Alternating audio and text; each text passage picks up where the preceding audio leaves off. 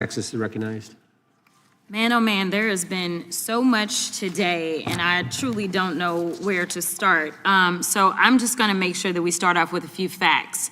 So a couple of facts that we need to make clear for everyone is that, number one, Director Christopher Wray, when he was appointed to be the head of the FBI, was appointed by Donald Trump. Now, I will agree that I definitely take issue with a number of decisions that Donald Trump makes, especially when it comes to the people that he decides to appoint to very important positions, including this one, because I did have to make sure that I wasn't going crazy.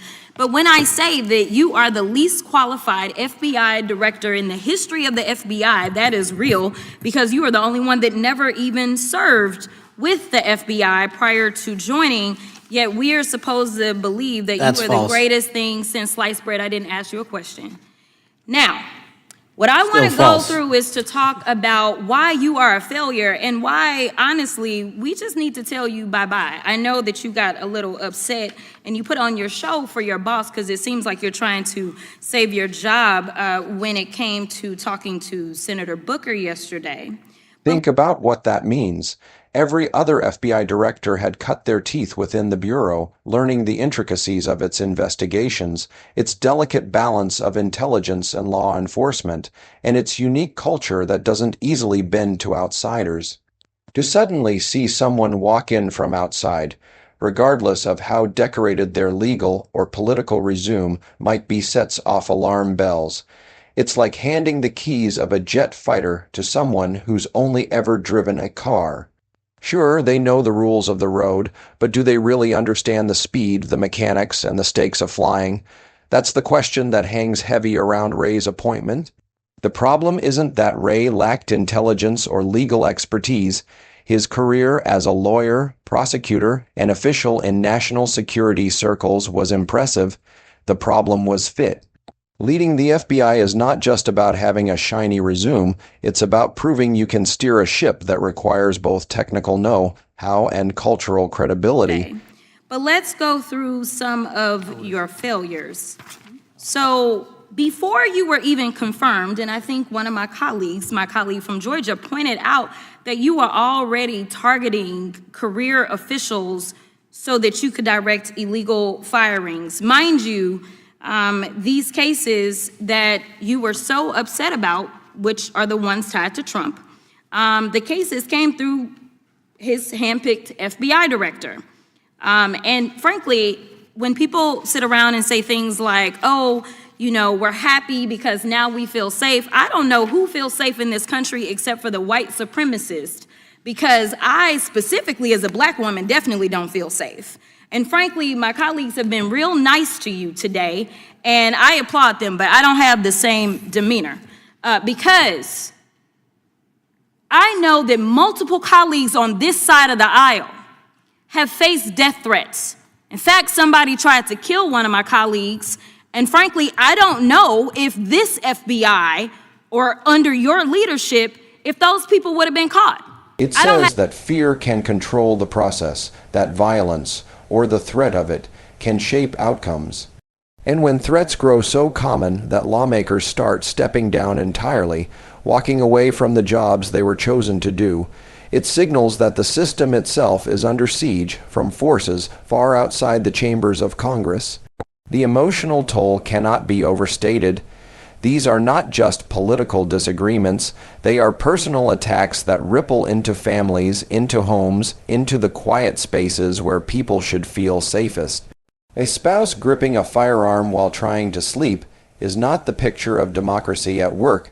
It's a picture of a nation grappling with extremism so bold it no longer hides in the shadows. This level of intimidation doesn't just threaten individuals, it threatens the entire principle of representative government. If lawmakers can be cowed into submission, if votes can be influenced through fear, then the people's voice is no longer free, it's manipulated. I don't have any confidence in you. And if we start talking about the reasons that I lack confidence, we could start with you not just wanting to acknowledge some simple facts. Simple facts like the vast majority of the threats are coming from right-wing extremism. And I know my colleagues have tried to stress this, but I decided that I would maybe do it in a different way. Number one, I have a couple of UCs. Kim Buck, one of multiple Republicans receiving death threats for voting against Jim Jordan as House Speaker. Without objection. Another one, Republican lawmaker says she received death threats after voting against Jim Jordan in Speaker's race. Without objection. In addition, there was another one from another colleague who now is leaving Congress because they said that they were calling his wife anonymously and threatening her life to the extent that she ended up sleeping with a firearm. Without objection. In this environment, every day matters. To suggest that the FBI needs over a decade just to build its capacity is like telling a city on fire that the fire department will be fully equipped to respond. In 2039, by then the damage could be irreversible. The most alarming part of this revelation is what it says about leadership and priorities. If the Bureau is truly so understaffed, why are resources being diverted to roles outside its core mission? Why are agents being redirected to play immigration enforcers on the streets instead of focusing on domestic terrorism, cyber threats, and violent extremism? These choices raise hard questions. Is the problem really just staffing, or is it mismanagement at the highest level? Okay, so here's the deal. How are we supposed to have confidence when you're sitting up here telling the Senate yesterday that it will take you 14 years before you can get the FBI fully staffed to do their jobs? You're also now redirecting resources so that they can go and play ICE agents on the streets. You're getting rid of your most qualified people, and even when it came down to somebody that you consider to be a friend, you were posted up having some fancy dinner to the extent that you posted not only once erroneously, you posted twice erroneously as it relates to catching somebody, and then you want to go and say, let me take a victory lap.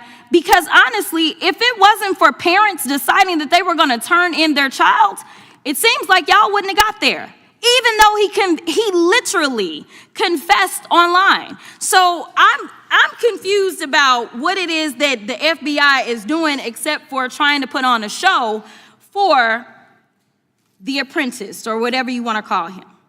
The day after all of this took place, there was domestic terrorism that was taking place at HBCUs. They were targeted. Yet I didn't hear anything from the FBI about what was going on. And again, black people kept saying, how did we end up in this? Because the numbers are so very clear that white supremacy is a problem. And honestly, I've not heard anything out of you today that makes me believe that you're going to do anything about the white supremacy problem. The one that is leading to children being killed, children being shot, as well as members of their community as they're worshiping in their churches. The time of the gentlelady has expired. If the gentleman would like to respond to any of that. Well, I mean, I'll respond. Patel, as I said when I introduced him, public defender, former prosecutor, top staffer on the House Intelligence Committee, Deputy Director of National Intelligence with the National Security Council, Chief of Staff at the Department of Defense, and FBI Director. I think that's a pretty good resume for the guy who's now running the top law enforcement agency in our country, and we've seen all the stats that he's given to the committee on how much better they're doing at getting the bad guys than the previous guy was doing. With that, I recognize the gentleman from South Carolina. Thank you, Mr. Chairman.